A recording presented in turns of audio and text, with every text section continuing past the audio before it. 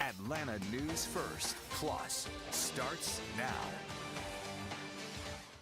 And thank you for joining us here on Atlanta News First Plus as we continue to talk about the ongoing immigration offense by the Trump administration. And most recently, we reported to you on air and online an incident in Marietta at a nail salon of all places where federal immigration agencies escorted at least a dozen people out of a nail salon. And this is something that we're seeing across the country. It's part of a nationwide effort to conduct approximately 3,000 immigration arrests each day. We've seen that over the month since January, since the Trump administration started really initiating and ramping up these raids. And here in Metro Atlanta, it is no different. So we wanted to take this time and talk with a local Atlanta-based immigration attorney, Jorge Gavilanes. Apologies, sir, if I mispronounced your name there. He is a partner with Cuck Baxter Law Firm and has been very active in representing some of the people in Metro Atlanta that are finding themselves, their loved ones, their family members, really dealing and navigating through this. And Jorge, I just want to say I appreciate you, sir, for being on here with us. But talk to me a little bit about what you've seen in the recent months. Yeah, unfortunately, it's been a lot of chaos, right? These ICE raids are happening fast, different locations. Just yesterday, I received a call from a former client of mine who the Department of Homeland Security had moved to dismiss his proceedings just a year ago. And then he was caught in a raid at work yesterday. Unexpectedly, he found himself caught up in this again, and now we're having to start his process over. So unfortunately, there's a lot of apprehension, a lot of concern in the immigrant community. Some have taken the steps that are required and expected of them, and nevertheless, they're still finding themselves at risk with their families being separated. And we're seeing this really not just in Metro Atlanta and several other communities in Georgia and other states. One of the main things that we talk about is the moment that immigration authorities arrive at your place of business or at your place, your home, essentially. What are some things that people should immediately prepare themselves for when they know that this interaction is about to take place? Well, it's very important that individuals are prepared in understanding their rights, and we can get a little bit more into what those are. But also there's a preparation beforehand. As we've met in different community centers and with different individuals who are concerned that this might be a situation they find themselves in, we're advising them that they should have certain documents in their possession or available so that when this happens, a family member or a trusted friend can immediately provide them to an attorney who can assist them in obtaining a bond with immigration or defending them, whether through what's called a cancellation of removal or if they're eligible to adjust status. So some of those documents include birth certificates, of course, especially those with U.S. citizen children. You want to make sure that those birth certificates are ready to go, that they're available, marriage certificates, divorce decrees. If they've been cited for traffic violations, you want to have evidence that those have been resolved, have been paid, that there's nothing outstanding there with the county court. And so that we can present that to an immigration judge to show that any criminal history has been resolved and that there's no serious criminal history. Of course, if there's any type of serious history, then that's going to become an issue, and it's going to be important to address those details with an immigration attorney who can then properly advise them if they're eligible for a bond or not, and if not, what options are available to them. And I'm glad you bring up the before process, establishing that safety plan, having your trusted relative, friend, and even lawyer involved in that plan.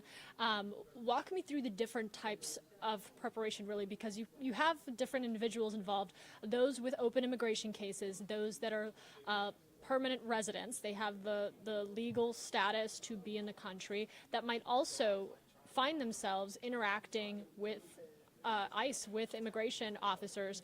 You have those that are undocumented, but they are asylum seekers. So, based on that information, any one of those individuals can find themselves in the same situation.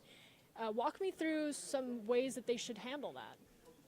Yeah, and thank you for bringing that up, because honestly, across the board, depending on what the status is, there's going to be different outcomes and different different ways to prepare themselves. So starting with someone who has lawful permanent residence, if they have any outstanding criminal proceedings, any outstanding citations, it's going to be important that they communicate that with an immigration attorney who can advise them whether, first of all, they're eligible to travel outside the U.S. Unfortunately, there are certain crimes or certain convictions that will only trigger an issue upon re-entry to the United States. While they're here in the United States, they may not be deportable. So immigration law has essentially two sides. You have those who are laws that prevent individuals from entering the United States, and those laws that allow the government to deport an individual from the United States. And lawful permanent residents may find themselves on either one of those sides. When they are traveling back to the United States, they may trigger what's called an inadmissibility. Essentially, what that means is that they're not eligible to enter the United States as a result of something in their past. Or while they're in the United States, without having to leave, they might be deportable. And that's typically a criminal conviction. So it's important that lawful permanent residents have addressed all those issues before they leave the country, regardless of what the conviction might be, just to be on the safe side. If they're eligible to naturalize, very recommended, advisable that they naturalize as soon as possible. That is ultimately the best protection for someone as a lawful permanent resident to prevent any further issues with immigration or when they travel. Some individuals have even derived citizenship because their parents naturalized while they were minors. So those are key items that need to be addressed with an attorney. For someone who's here, you mentioned someone who's here in the United States with a pending asylum application. Here we start seeing some issues change. You can have an individual who enter the United States with parole to seek asylum. And what we've seen recently, that ICE is coming back and saying that those paroles have been terminated, have been canceled. If they have removal proceedings pending, they are dismissing those proceedings and saying that these individuals are subject to expedited order of removal. And now they have to pass what's called a credible fear interview in order to once again assert their fear of returning to their home country. If they're not in removal proceedings, that means that their asylum application is pending before the asylum office. And those are taking an extreme amount of time, in some cases 8-9 years to even get before an asylum officer that can adjudicate their application. They need to have that evidence that that application is pending on them, some kind of receipt notice, or to show that there's something that is pending. For individuals who are in the United States without any status and that they're waiting for an individual hearing, a removal proceedings hearing, they're at most risk since they may not have any relief available to them. Again, this is where speaking with an immigration attorney is going to be key to determine what can be done in order to have those proceedings resolved before a final order of removal. And someone who has a past order of removal, because unfortunately this is the case in a lot of times, the government in the past has allowed individuals with orders of removal to remain under supervision. The ICE can terminate that supervision at any time, and these individuals can be stopped, detained, and deported since an order has already been signed by a judge. So that can happen fairly quickly without the right to have a new hearing before a judge. And I know you oh, go ahead. I was going to say, I know that was a lot of information, but please let me know if you need any clarification. Absolutely. I wanted to talk about something specific. I know you can't talk about your clients' cases, but more broadly, as you see more and more people navigating the immigration court system and some of the push from the Trump administration, what's happening here locally, are there any things that your clients have told you that have come as a shock to you as far as how these raids, how these operations are being carried out? Well, I mentioned this already. The most recent experience with this former client of mine, unfortunately, he was at work at a construction site, and it's summertime, so he had two of his U.S. citizen children with him, and they were pushed down to the ground and handcuffed until they were able to determine what their status is. And unfortunately, the father was detained and is currently in ICE custody. But the two kids, who I spoke to, the older one yesterday, he was telling me of the treatment that he had to endure, being pushed down to the ground. His arm was still hurting from being handcuffed and manhandled. I mean, this is a teenage kid who was I think 18 years old or so. I mean, he was at work, um, and then he said at one point he may have been kicked. So unfortunately, there's a lot of issues going on as part of this. The manner that law enforcement or ICE is handling these cases. Um, it's also difficult, from what I hear, individuals being able to trust who they are. You've probably seen images where most ICE officers are arriving in plain clothes, most of the time covering their faces, not truly identifying themselves. So individuals don't know if this is legitimate or if it gives rise to individuals who want to pretend to be ICE officers and try to take advantage of individuals who might be at risk, essentially racially profiling them. And we've seen that just in the last few days. I saw a DHS post on social media where they are reviving or advertising their their hotline so people can report who they call, as it was posted, illegal aliens. And how are people in the public supposed to know who's here in status and who isn't? I mean, it's calling for the community to racially profile their neighbors and friends and the people they encounter, so that anyone who is potentially uh, seems foreign is someone that could be illegally in the country. And so it's giving rise to a lot of fear in the community. And we talk about being detained, and that sometimes is closely in the same thinking as deportation. But just because you are detained does not mean that you will get deported. There's a window where you can take steps. I just want to make sure that we give that information out. If you are detained, if you are being separated from your family at this point, what are the next steps?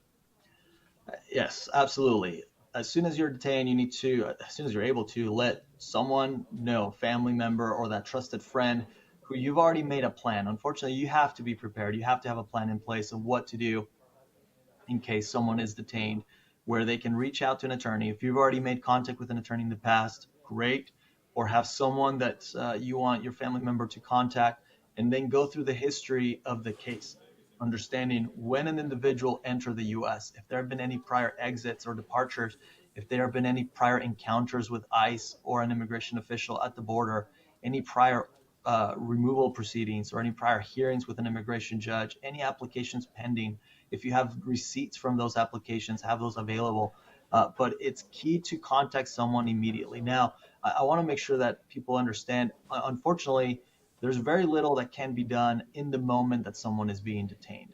And a lot of times, ICE is still moving them around to different detention centers. Here in Georgia, we have a couple, right? One in near Columbus, Stewart Detention Center, and then one in Folkston Detention Center near Florida, Georgia line.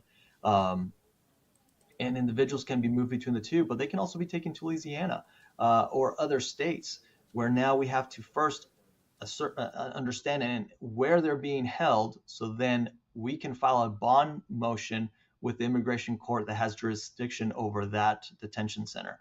And so sometimes it takes us a couple of days to be able to confirm where they're being held.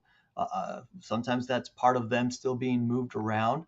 And then so we can wait for a hearing. And typically a judge is taking somewhere around 10 days, depending on the court. Some might schedule it within the week. Others might take a couple of weeks before they can set a bond hearing where we can address the judge regarding the detention of the individual. But it's important to get those steps taken as soon as possible, so that the bond motion can be filed as quickly as we can ascertain where they're being held. And we are talking with a local-based Atlanta attorney with the Baxter Cook Law Firm.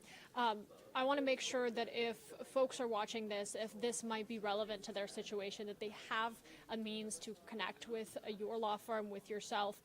What is the best way to reach you? Best way to reach us is here at the office. You can find our phone number online available. You can just search it and you'll find our firm. We're also fairly active through our Facebook page, and that's Cook Baxter Immigration. We do Facebook Lives at least weekly, sometimes twice a week, where we can answer questions online as they come in through the Facebook Live. We want to be available to the community If you want a consultation, please call our office, set up a consultation, preferably with a point of contact that will have all the information available that's required for us to be able to advise that individual. I know sometimes it's a friend that's coming in for a consultation. That's the best point of contact. But just have someone available with the information that we're going to ask. So yes, please reach out to us. Our phone numbers are available through our website. Our emails are available through our website, and then we can set up a consultation as soon as possible. I appreciate you, sir, and everything that you are doing. We actually sat down with a Homeland Security agent who talked to us a little bit about the operations that are taking place locally and really the agency's side of carrying out these operations in our local community. Take a listen. We are just scratching the surface. The reality is that we have millions of individuals that are undocumented and unlawful in the United States. Immigration enforcement is happening daily in Georgia through different operations, resulting in the arrest of thousands, according to Homeland Security Investigations Atlanta Special Agent in Charge, Stephen Schrank. Whether agents go to work sites with unlawfully employed undocumented immigrants or through consensual encounters where agents go to a business or a neighborhood. That could be a situation like a Walmart or a Home Depot or a workplace or a park where it is known that specific individuals may be present. We witnessed such an operation near a business in Riverdale on Monday, where various agencies were seen taking people into custody. Georgia State Representative Eric Bell on Tuesday issued a statement on the ICE activity in Riverdale, claiming agents provided no identification or explanation before detaining someone. He is now calling for their release and an investigation into the operation. Schrank says these operations are simply the tools agents use. ICE personnel, HSI personnel, FBI, DEA are very often marked with identification, with uniforms, with vests that say who they are, but there may be situations where it is least disruptive for folks to identify themselves quietly. Just in the last month, Schrank says his violent gang unit made several arrests, including some accused of murder. But it's not just the violent individuals agents are targeting. Instead, it's anyone who broke the law coming into the U.S. It is our mandate to enforce the immigration laws as they fit on the books. Yasmina Alston, Atlanta News First. And as we continue to cover these immigration operations in our local community and across the country, we do have on our website links that you can use if you find yourself in this situation. So go to atlantanewsfirst.com or visit the Atlanta News First app. Thank you for watching ANF Plus. For more breaking news, live coverage, and your community stories, download the Atlanta News First app. You can also watch us on YouTube, Roku, Apple TV, and Fire TV. To join the conversation on YouTube Live, visit our channel and hit subscribe. You can also listen to the Atlanta News First podcast by searching Atlanta News First on your preferred listening platform.